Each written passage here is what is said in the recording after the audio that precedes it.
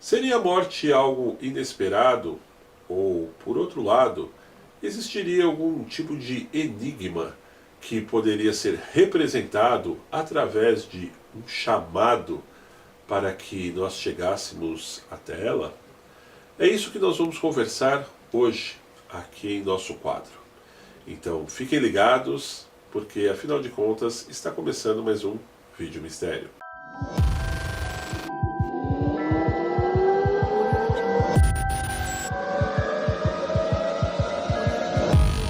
Bom, pessoal, quem já está acostumado com o quadro aqui no canal sabe que eu vou fazendo uma narrativa enquanto a gente vai apresentando algumas imagens. Porém, hoje vai ser um pouco diferente. Vou conversar um pouco mais de perto com vocês a respeito de alguns relatos de premonições que eu tive acesso, inclusive na minha família. É um assunto delicado, intrigante e até mesmo, podemos dizer, um tanto polêmico, não é mesmo? Porém, o primeiro, eu vou começar falando a respeito da história de um tio-avô que sequer eu cheguei a conhecer. Afinal de contas, ele faleceu 20 anos antes de que eu viesse para esse mundo. Mas o relato ficou bastante veemente da família, e sempre quando surgem aquelas reuniões para o pessoal conversar no jantar, ou até mesmo histórias meio sobrenaturais, vem à tona esse relato, essa história que eu vou contar para vocês neste momento. Na época ele tinha cerca de 35 anos e tinha ido junto com a família ao velório de um parente. Isso era mais ou menos o ano de 1963, 1964. E o pessoal da minha família disse que ele era muito brincalhão. Ele gostava de fazer piada com tudo. E aquele tipo de pessoa que até mesmo a tragédia ele transformava numa comédia. Por isso que era normal, por exemplo, apesar de ele ter muito respeito, que ele tivesse ali, por exemplo, um velório, ou então mesmo no enterro, ou então resolvendo uma situação mais séria e estivesse fazendo alguma ironia com aquilo que estivesse acontecendo. Pois bem, voltando lá, era o ano de 1963, e ele estava lá nesse enterro de um familiar, e quando, logo depois que o falecido acabou sendo sepultado, na cidade de São Paulo, todos estavam saindo do cemitério. Não me pergunte qual cemitério era, que eu não sei dizer para vocês agora aqui, ok? Mas diz que tinha um corredor muito grande, claro, como já é tradicional, né, pessoal? Quando nós falamos a respeito de cemitério, da saída, e cheio de árvores também, o que é muito comum. E quando eles estavam exatamente caminhando para sair do cemitério, nesse corredor, o chapéu dele, ele estava usando aqueles chapéus, sabe, tipo gordo e magro, a gente chama, se não me engano, de chapéu coco. O chapéu dele enganchou na árvore desse corredor do cemitério e ficou preso lá. Ele, tipo assim, sabe, pegou, e você ainda tem 3, 4 passos aí que você nota que ficou lá atrás. E como ele era muito brincalhão, como eu disse ainda há pouco para vocês, diz que ele disparou uma ironia, como já era de costume dele, né? Ele falou assim: olha, pessoal, tá vendo só? O próximo vai ser eu. Por isso que o chapéu ficou enganchado ali, né? O cemitério está me chamando. O curioso é que exatamente 2 semanas após esse ocorrido, ele acabou falecendo num acidente de automóvel na rodovia Mogi Dutra. Ele estava voltando num baile de carnaval, de madrugada. O motorista do táxi que ele estava perdeu o controle, o carro acabou rolando a ribanceira e ele faleceu imediatamente. E esse é um relato de premonição que eu tenho que dizer para vocês que marcou demais, pois ele é sempre comentado dentro da minha família. Será que ele estava simplesmente brincando, ou seria de fato a morte que estaria lhe chamando, como ele mesmo disse? Já o outro relato vem do ano de 1983 e foi me contado por uma amiga, e eu acho uma história muito interessante, até um pouco parecida com essa do meu tio-avô, que eu contei ainda há pouco para vocês. Aconteceu na cidade de Sorocaba e essa minha amiga estava num velório de uma priminha dela que tinha falecido com cerca de 10, 11 anos na época, pelo motivo de desidratação. Todos estavam ali, envolto do caixão, como, claro, né, já é normal num ambiente como esse, muito tristes, né, como não haveria também de ser diferente, quando alguns familiares combinaram de deixar, por alguns minutos, a sala do velório, para que fossem tomar um café numa lanchonete ali próxima. E existia, próximo à sala, uma saída por um corredor lateral, que era bem grande, por sinal, também esse corredor, e escuro, acima de tudo. Ela lembra que ela saiu com mais uma tia, um tio dela e mais alguns amigos que estavam exatamente por esse corredor.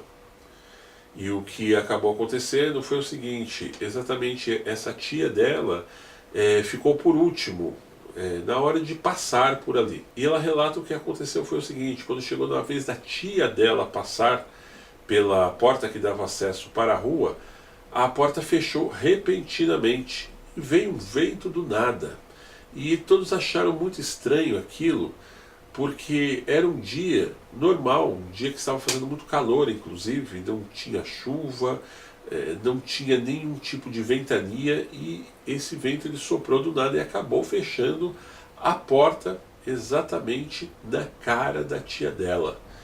Tudo bem, ao contrário do relato anterior, ninguém fez piada, ninguém absolutamente riu da situação, afinal de contas estavam todos muito tristes daquele velório. Mas o curioso é que essa tia dela veio a ter um ataque cardíaco uma semana depois deste acontecido. Eu acho essa história também intrigante, até certo ponto amedrontadora. A partir do momento que ela me contou, eu pedi para que ela me contasse novamente esses dias para que eu pudesse estar trazendo para vocês aqui no vídeo mistério. Seria também outra premonição. Já o outro relato veio também através de uma outra amiga minha, que reside na mesma cidade que eu, aqui no interior de São Paulo, e ela disse que ficou muito marcado, pois ela tinha na época 27 anos e tinha 2 irmãos gêmeos. E esses meninos na época tinham cerca de 7, 8 anos. Era mais ou menos o ano de 1987, 1988, quando aconteceu. Ela disse que ela costumava dormir, mas não tinha sonhos. Isso é muito normal. Pessoas que não sonham, ou mesmo algumas que não se lembram dos sonhos. Porém, durante mais ou menos o mês de junho, julho, de um desses 2 anos aí que eu disse para vocês, 83, 87, 88, ela disse que acordou muito assustada, pois ela não só se lembrava do sonho, como ela também lembrava que tinha sido um terrível pesadelo.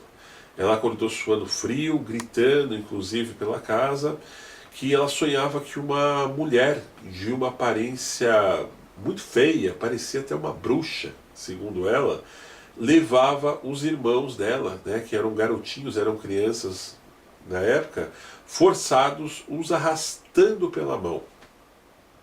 E ela disse que ficou assim imensamente traumatizada com aquilo, pois disse que o sonho, na verdade, ele pareceu ser muito real, e para uma pessoa que até então não conseguia nem lembrar do que sonhava e dizia que não tinha sonhos, ter tido uma experiência dessa, né, com 27 anos, ela jura até hoje que ela nunca se lembrava até então dos sonhos. Hoje ela disse que já é um pouco mais normal, ela consegue se lembrar de algumas coisas, mas até então não. Pois bem, vocês já devem estar imaginando mais ou menos aonde que isso vai terminar. Cerca de uns 2 meses depois, os 2 irmãos dela foram pescar com um tio em uma represa, e os 2 meninos, juntamente com o tio, acabaram morrendo afogados. O que acontece é que os 2 meninos acabaram nadando, né, indo muito além do que era permitido dentro daquela represa, e o tio, vendo o desespero dos dois meninos, acabou se atirando e acabou também morrendo junto com os dois garotos, né, que tinham em torno de 6, 7, 8 anos na época. Foi uma tragédia já muito grande. Eu até não estou citando o nome dela aqui, porque é algo que até hoje ela lembra com muita angústia, e ela associa muito com a questão do sonho que ela teve com essa velha macabra que levava os irmãos dela. E aí também fica a pergunta: teria sido uma premonição apresentada não às vítimas, mas sim para um familiar? Já o outro caso de premonição vem através de um relato de um amigo meu que já me contou isso daí já há cerca de uns 15, 20 anos atrás, e ficou muito marcado também dentro da minha memória. Corria mais ou menos o ano de 1991, 1992, quando numa periferia de uma escola do interior de São Paulo, tinha muito essa questão do bullying, como tem hoje, mas eu lembro que nessa época eu também era garoto, era muito mais efervescente a coisa. Tinha aquela coisa não só dos apelidos, como de uma determinada galerinha, né, costumar zoar a outra, passar trote, até bater. E foi exatamente num destes episódios que um garoto, na época de 12 anos, acabou apanhando na escola de uma gangue que tinha um garoto lá dessa gangue que, para vocês terem uma ideia, né, ele era chamado de Labareda. Só para vocês terem uma ideia, né? Por que Labareda? Porque ele era ruivo, né, cheio de sardas assim. Diz que o moleque era um terror na escola. Ele aprontava com todo mundo, ele zoava mesmo, e numa dessas que ele foi zoar com esse garoto aqui do relato, ele acabou exagerando um pouco e chegou a machucar o garoto. Depois teve aquela questão das mães que eram chamadas na escola, não sei se hoje continua dessa forma ainda, para que fosse feita uma acariação, né? Ou seja, a mãe do que agrediu com a mãe do que foi agredido, e a diretora passando aquele sermão, etc e tal, né? Eu acredito que hoje funciona ainda desta mesma forma. E o que aconteceu é que a mãe do garotinho que foi agredido, né, pelo tal Labareda aí, que já tinha na época 14, 15 anos, e o outro garoto era mais novo, tinha 12, 13, a mãe do garoto agredido, ela não se continha. Mesmo a mãe do Labareda, que estava lá, fazendo ele pedir desculpas, dizendo que não aconteceria mais, a mãe do garoto, inclusive, queria bater no agressor do filho ali. Tamanho foi o clima disso que aconteceu na época. E esse meu amigo que me contou esse relato, ele disse que ele participou, porque ele foi meio que a testemunha, né? Ele era garoto na época, ele tinha 13 anos, ele foi meio da testemunha que serviu lá na diretoria, que viu juntamente com o resto da escola os ocorridos. E ele disse que a mãe do garoto agredido, ela colocou o dedo na cara do então Labareda e falou assim: você não presta, você vai morrer. Você vai morrer. Entenderam aquilo até como uma ameaça, né? Ela falou assim: Deus há de punir você, castigar você, e você vai morrer. Né? Diz que foi uma coisa assim que marcou, porque ela não falou assim, tipo assim, sabe? Tomara que você morra, sabe? Você não presta para nada e tal. Ela colocou o dedo em riste no nariz do garoto, e muitos entenderam até aquilo como uma ameaça, né? Talvez nos dias de hoje daria até um boletim de ocorrência, não sei. O fato é que passou-se cerca de 3 meses, mais ou menos, 2 meses e meio, 3 meses, e de fato o tal garoto aí, o Labareda, diz que pegou uma infecção pulmonar que acabou se desencadeando uma terrível pneumonia, e ele morreu aí com 14 anos e meio, 15 anos, e com uma doença que ninguém absolutamente conseguiu explicar direito o que era, que eventualmente poderia ter causado aquela pneumonia, pois até então era um garoto que, apesar de que ele era muito pinta-brava, ele gozava de uma saúde perfeita. Então aqui nesse caso, teria sido uma premonição seguido de uma praga, por exemplo?